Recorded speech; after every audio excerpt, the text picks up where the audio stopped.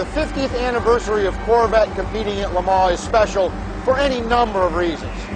Not the least of which is when you consider Corvette began its production legacy in 1953, running up until today. Here at Laguna Seca, we did a parade lap with 3 of the old cars in our new car and the new 50th anniversary car that General Motors made. And I'm telling you, it was emotional driving around the track, looking in the mirror and seeing those cars on the track, and you know, to see Gulfstrand and those guys show up here. Look back to 1960. The car that was on the racetrack had a tremendous amount of production content, so it was a great opportunity for Corvette to demonstrate to the world what the car could accomplish. And those same principles are alive today. If you look at our GT2 car, a high amount of production content. It's a great opportunity for us to take our iconic Halo vehicle on the global stage and demonstrate to the world what a great product it truly is. Dr. Thompson made a really cool point earlier today. He talked about, you know, the Corvette back then, you know, beating cars 2 and 3 times the price. And when I got in this car yesterday and fired it up, the 2 things that struck me was, number one, the similarity is it's still got the great V8 sound, and 50 years later, you know, we're still beating cars that are, you know, outperforming cars that are 2 and 3 times the price. So that's a cool part of it. That's a lot of fun. Oh yeah, yeah. Corvette was then and still is America's sports car. And how do you feel looking at these guys and the record that they've achieved since the Corvette went back to Le Mans a few years ago? Well, it satisfies your life. You know, here you've spent all this time running around trying to make something happen, and these guys have done it. And so it validates your childhood, is what it really does.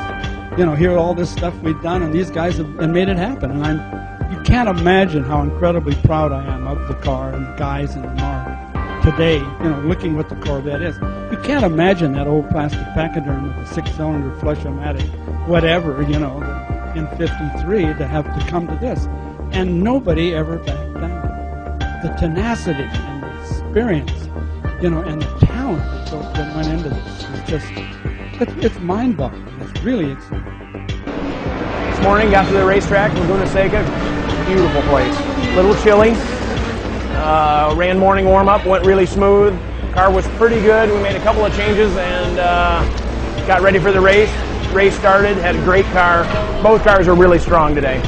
We ended up 6th, not the end of the world. Our car's in pretty good shape for Le Mans, and we'll be loaded up next Thursday and on our way across to the pond. Competing at the 24 Hours of Le Mans is the cornerstone of our race program.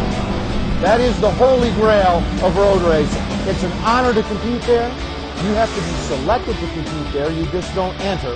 For Corvette to have sustained itself from 1960, 50 years later, to have us go back, I think that says it all. It couldn't be any more important to the corporation or to the brand.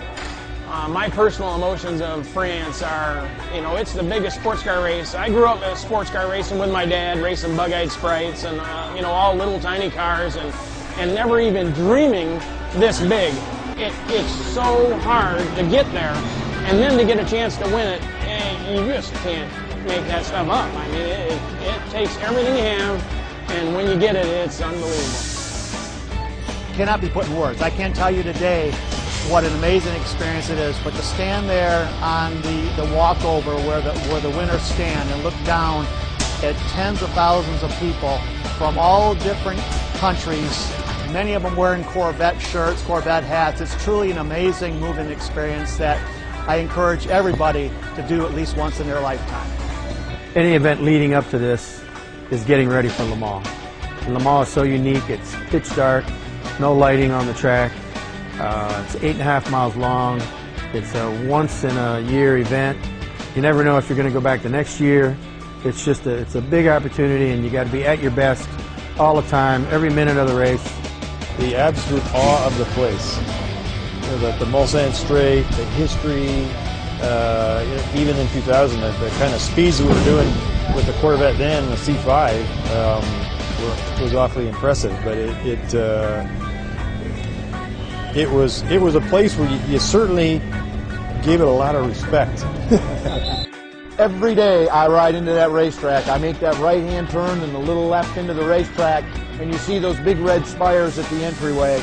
I still get goosebumps, and I've done it 1,000 times. There's no place on earth like Le Mans.